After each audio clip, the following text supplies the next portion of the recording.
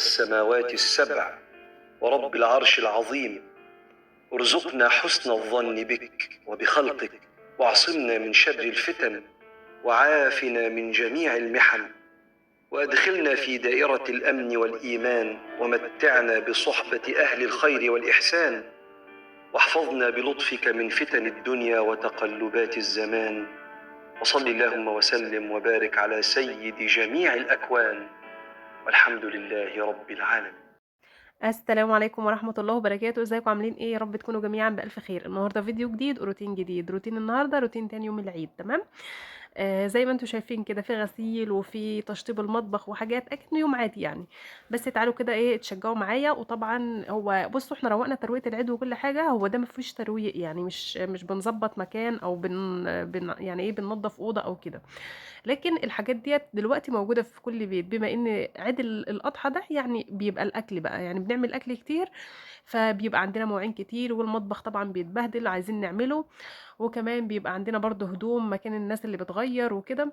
فالمهم ان احنا، وخصوصا برضو ان احنا في الصيف، هتلاقوا عندنا يعني ايه شوية حاجات كده كتير عايزين نعملها. تمام. شاركوا معايا الفيديو لو عرفتوا تعملوا له شير لاصحابكم وقرايبكم، وصلوا على النبي في بداية الفيديو. اللي بيشوف قناتي لاول مرة وما اشتركش عندي في القناة يشترك على كلمة اشتراك ويضغط عليها، يطلع له كلمة 3 اختيارات، يختار كلمة الكل علشان كل ما انزل فيديو جديد يوصل له اشعار بيتفرج على الفيديو ان شاء الله. اهلا وسهلا ومرحب بكم جميعا، نورتوني وشرفتوني، واهلا وسهلا بالناس الجديده اللي انضمت عندي جديد. وجودكم كالعاده على راسي من فوق. حطوا كده لايك للفيديو في بدايه الفيديو، وصلوا على النبي، وتعالوا شوفوا اليوم بتاعنا هيبدأ ازاي. بصوا بقى، اول ما صحيت الصبح كنت عامله ايه، عملت الغدا. ماشي، بدأت ان انا اعمل غدا علشان ايه يستوي براحته. لان يعني معروف ان اللحمه بتاخد ايه وقت في السوا اكتر. الميه زي ما انتم شفتوا كده كانت بدأت تغلي، وبعد كده بننزل فيها اللحمه. في ناس بتعمل اللحمه بطريقه تانية، اللي هي بتديها صدمه او بتشوحها الاول وبعد كده تنزل عليها بالميه السخنه. كل واحد على حسب الطريقه اللي احنا ايه اللي هو متعود عليها. احنا عارفين، او انا يعني بعمل اللحمه المسلوقه بالطريقه دي، لازم الميه تغلي الاول وبعد كده نبدا نسقط فيها اللحمه. ولو طلعت ريم بنشيل الريم بتاعها، وبعد كده ننزل عليها باللي انت هتحطيه بقى. في ناس بتحط على اللحمه، يعني اللحمه بتحط عليها بصل بس، ما تحطش حاجه تانية. بالنسبه لي انا بقى لازم احط جزر وطماطم ونص قرن فلفل، حتى لو كانت لحمه. يعني هو انا عارفه الناس بتحط الحاجات دي، بس انا متعوده لان بيبقى شكل الشوربه بصراحه حلو، زي ما انتم شفتوا كده في بدايه الفيديو، زي لسه ما هوريكم. طبعا كنت انا عايزه افطر، كنت انا صاحيه بدري. عملت ايه بقى؟ عملت كوبايه شاي وجبت القرص دي الحاجات، وطبعا ورق لوري، وبنحط فلفل اسود والملح في ايه في المرحله يعني قبل ما تستوي بشويه صغيرين. ماشي. نزلنا عليها كده البصل والجزر وطماطميه واحده بس مش كتير، ماشي، عشان ما تغيرش اللون وتخليها لونها احمر. وفي ناس بتحط بعرف ان الناس بتحط طماطم كتير، وفي ناس يعني ايه بتحط بصل كتير وما بتحطش حاجه تانية. لكن بصوا، عايزين بقى توصلوا للون الشوربه الجبار ده، لونها اقسم بالله تحفه روعه كده. يعني هو بيتكلم عن نفسه. لازم بقى يعني تزودي حتى طماطميه واحده. ماشي. طبعا كانت في الوقت ده كانت دابت، يعني ما شاء الله، انا جيت اشيلها قامت اتقطعت اصلا من نفسها. المهم ان انا اول حاجه بسيبها على نار عاليه حوالي مثلا نص ساعه في الاول، وبعد كده ببدا بقى اوطي النار خالص. لو عندك حله ضغط ممكن تحطيها فيها، مش هتاخد مثلا 10 ربع ساعه، 10 دقائق ربع ساعه، وايه وتلاقيها يعني ايه استوت معاكي. تعالوا بقى ندخل على الغسيل. زي ما بقول لكم كده، كان عندي هدوم كتير، وكان عندي المفرش بتاع اوضه النوم كنت عايزه اغسله. المهم هشارك برضو معاكم الفيديو، بس عايزاكم كده تصلوا على النبي، واللي وصل معايا للدقيقه كده دي يصلي على النبي وينزل يكتب تحت في الكومنتات، عشان غيره لما يشوف الكومنت يقراه، فبالتالي ياخد اجر وثواب. هنا مليت الغساله تمام، وعملت فرز للهدوم زي ما انتم متعودين مني. يعني انا بشوف الهدوم اللي المفروض هتتحط في الاول بحطها، وبعد كده يعني ايه، يعني انتوا عارفين بعملهم زي دورات كده، بس هي الميه ما بتتغيرش. يعني احلى حاجه في الغساله دي بصراحه ان هي بتغسل اكبر كميه هدوم في وقت بسيط. يعني مثلا انا بدات غسيل ده حوالي يقولوا الساعه 10، كنت على الظهر، اللي هو بقى كان الظهر ده كان الساعه 1 يعني يقولوا مثلا. كنت في 3 ساعات بقى، كنت ما شاء الله كنت غسلت الهدوم كلها ونشرتها كمان، وكمان شطبت المطبخ وعملت الفطار، وعملت كل حاجة من الحاجات دي أنا كنت مخلصاها في ال3 ساعات دول. طبعا ما تقولوش 3 ساعات كتير، لا، بالنسبة لكون ان انا بغسل يعني، وكمان بغسل مواعين واشطب المطبخ واغسل الرخام وكل الحاجات دي، هو بياخد وقت. يعني مش وكمان باطلع أنشر، يعني حلو جدًا يعني، مش أنا بالنسبة لي مش وقت طويل ولا حاجة. ماشي، طبعًا ضغطتهم لكم في ربع ساعة بس، يعني الحاجات اللي أنا صورتها. هنا طبعًا الرخامة كان عليها شوية حاجات، يعني إيه، بودرة النمل. أنا عايزة أقول لكم أنا عندي نمل رهيب والله العظيم، رغم كل شوية أدخل مثلًا لو لقيت أي حاجة على الرخامة أحطها على الحوض وأبدأ أمسح الحوض أو أمسح الرخامة وأحط بودرة نمل، بس برضه ييجي، يعني قُل أعوذ برب الفلق، أقسم بالله أنا شُفت فيديوهات على اليوتيوب إن وجود النمل يعني علامة من علامات الحسد، بس بقى بصراحة يعني بيبقى نمل بكثرة. حتى بيقولوا بقى إن النمل الكتير أوي، أوي يعني زيادة عن اللزوم ده بيبقى علامة من علامات السحر المرشوش، أو حد يعني مثلًا إيه، أو سحر حد أكله، يعني فاهمين؟ اتحط في أكل أو شرب وكده. فخلّي بالكم يعني، وربنا يحفظنا وإياكم اللهم آمين، ويبعد عننا أي حد يأذينا اللهم آمين يا رب العالمين. طبعًا ادعوا لأمي ولحمايا ولأموات المسلمين ولأمواتكم بالرحمة والمغفرة. وربنا يا رب ينصر أهل غزة وينصر أهل السودان، ويعني إيه، يبعد عنهم الفتن، ويعدّي أيامهم على خير اللهم آمين. بُصّوا بقى، أنا دخلت هنا الرخامة زي ما باقول لكم كده، باشيل كل حاجة عليها وديتها على الحوض بقى. طبعًا عندي البوتاجاز مش نضيف لسه، هيتغسل دلوقتي. بس في الوقت ده أنا إيه، كنت مشغّلة الغسالة، يا دوب عملت الرخام ولمّيت كل المواعين حطيتها على الحوض، طبعًا لقيت الغسالة إيه، فصلت. هي بتبقى بتشتغل حوالي الدورة ربع ساعة. فقُمت بقى إيه، قافلة، يعني حطيت مسحت الرخامة وكده، وقُمت داخلة هنا على الحمام، هاطلّع الدورة دي وأحط دورة تانية، اللي هي بقى المفرش ده كان فيه كام بُقعة كده.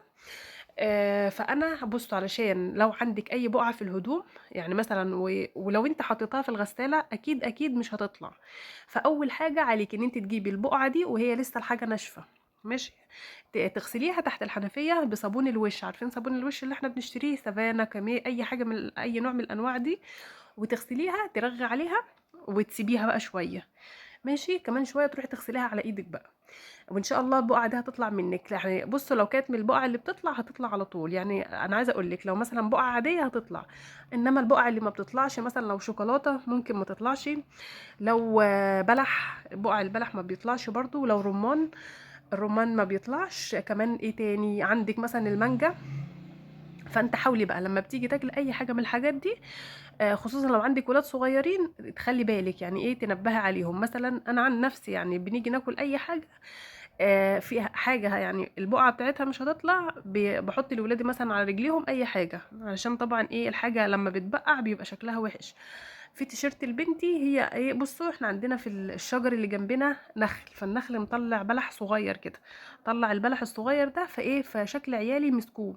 فالتيشيرت عشان أبيض، هو مش أبيض، اللي هو بُصّوا لبني فاتح كده، فلقيت التيشيرت بتاع بنتي خلاص هو كده، يعني البلح ما بيطلعش أصلًا يعني. فمش مهم، يعني قدّر الله ما شاء فعل. بس خدوا بالكم برضه، عشان لو كانت حاجة جديدة أوي يعني، خسارة ما تبوظش يعني، وإيه وفعلًا يعني بتبقى باظت، والبقعة يعني إيه، بتضيّع شكل الحاجة وتخلّيها ما عادش نافعة إن حد يلبسها. زي ما أنتم عارفين إن إحنا بنطلّع الهدوم من الغسالة وبعد كده بندخل هنا نشطّفها بالمَيّة.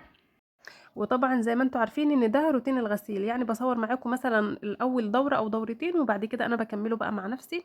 عايزة أقول لكم باحط حوالي مثلًا 5، 6 دورات، فيعني الموضوع بيبقى مطوِّل شوية. المهم أنا زي ما أنتم متعودين، أنا باحب يوم الغسيل لإني فعلًا باشطّب جنبه المطبخ بيبقى حلو أوي يعني.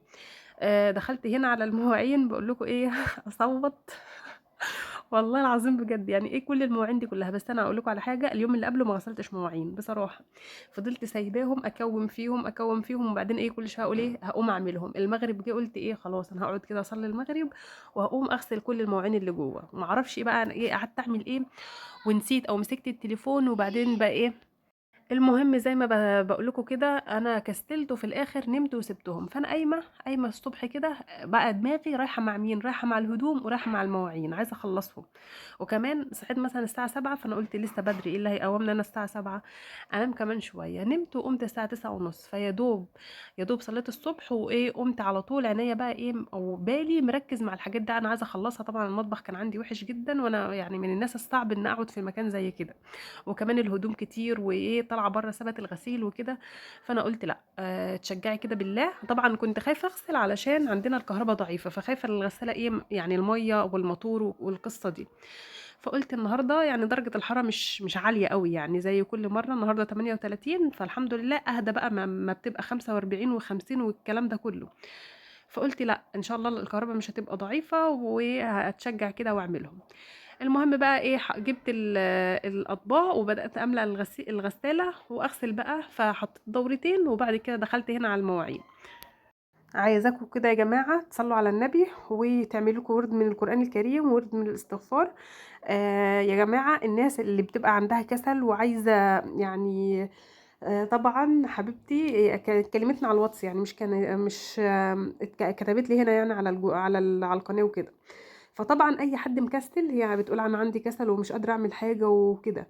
استعيني بالله، كل ما تبقى قايمه تعملي اي شغلانه، خصوصا لو كانت شغلانه صعبه او انت مش قادره وعندك كسل، قولي ايه يعني دايما لما تدخلي على حاجه قولي الله المستعان عشان ربنا سبحانه وتعالى يعينك وتقدري تخلصي كل حاجه عندك.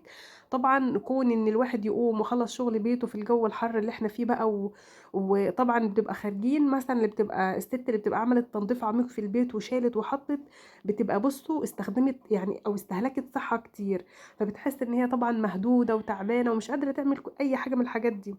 فانت بقى تعملي ايه وانت داخله على اي حاجه تعمليها كده؟ طبعا استعيني بالله وربنا سبحانه وتعالى طبعا هيعينك ويقويكي.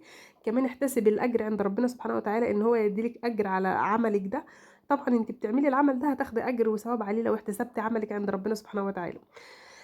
وكمان او وانت واقفه بقى استغفري استغفري كتير عشان لو عندك هم زول، لو ربنا سبحانه وتعالى يوسع في رزقك في دارك في يبارك في ولادك في صحتك، كل الحاجات دي. يعني انت وقت الشغل اللي انت بتشتغليه ده انت تقدري تطلعي منه باكبر استفاده طول ما انت واقفه في المطبخ بتعملي اي شغلانه تانية، بتنشري بتروحي بتيجي. خلي دايما ربنا سبحانه وتعالى على بالك واستغفري واذكري ربنا سبحانه وتعالى. قولي ذكر معين خليه دايما ملازم ليكي، يعني لو قلتي يعني اقل حاجه مثلا انت تقوليها سبحان الله سبحان الله، كلمه خفيفه جدا، او سبحان الله وبحمده سبحان الله العظيم، فانت كده هتطلعي مستفاده. بصي والله العظيم استفاده جميله جدا، وهتطلعي من اليوم بتاعك اول حاجه بالك مرتاح. قضيتي شغل بيتك كله، بيتك نظيف، قاعده في مكان نظيف. لو حد دخل عليكي على فجأة يلاقي يعني ايه، مش يلاقيكي بقى قاعدة الدنيا تضرب تقلب حواليكي، ديت متنكوشة وديت مش عارفة فين وانت ايه يعني عايشة كده وخلاص. المهم طبعا انا بعد ما غسلت المواعين دي تمام عملت الفطار بقى لينا عشان احنا كنا بقى لسه ما فطرناش الجميع يعني. فعملت ايه بقى، عملت كبدة، ودي كانت عملتها ببصل وايه وفلفل وتوم وكده. دي المره دي مختلفه، بتاعت اول يوم العيد بتبقى ايه اللي هي ما بنحطش عليها اي اضافات خالص. بس هشاركها معاكم في الفيديو ان شاء الله اللي هينزل بعد ده. وجبنا شيبسي، وهو كان والعيش طبعا، هو ده كان الفطار. ماشي. اللهم صل على سيدنا محمد. وكنت مطلعه لبن ومطلعه لحمه مفرومه علشان اعمل ايه، علشان اعمل صينيه ايه رقاق باللحمه المفرومه او جلاش عادي. يعني احنا يعني ده يا ده يا ده، لسه انا ما عملتش، على انا بسجل فيديو بس لسه ايه لسه ما عملتش الحاجات دي. تمام. وكمان غسلت البوتاجاز وشطبت المطبخ، شلت السجاده وكنست تحتها، ما مسحتش ولا حاجه، بس الارض اصلا نظيفه عشان انا كنت عامله فيها روتين حلو قوي يعني.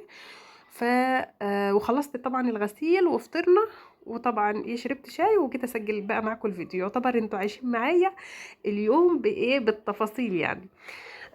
وطبعا بغسل الحوض هنا، بس دي مش الغسله النهائيه يعني، ده بغسلها يعني مكان بقى الشاي وكده، لان بيبقى عندي كميه كوبايات شاي رهيبه بصراحه. فغسلتها هنا كده، وطبعا عندي لسه مواعين ورا اللي انا كنت شلتهم هجيبهم دلوقتي اوريهم لكم، بس انا هفصل الفيديو دلوقتي واكمله مع نفسي. لحد ما اشوفكم في فيديو تاني، هتوحشوني. سلام عليكم.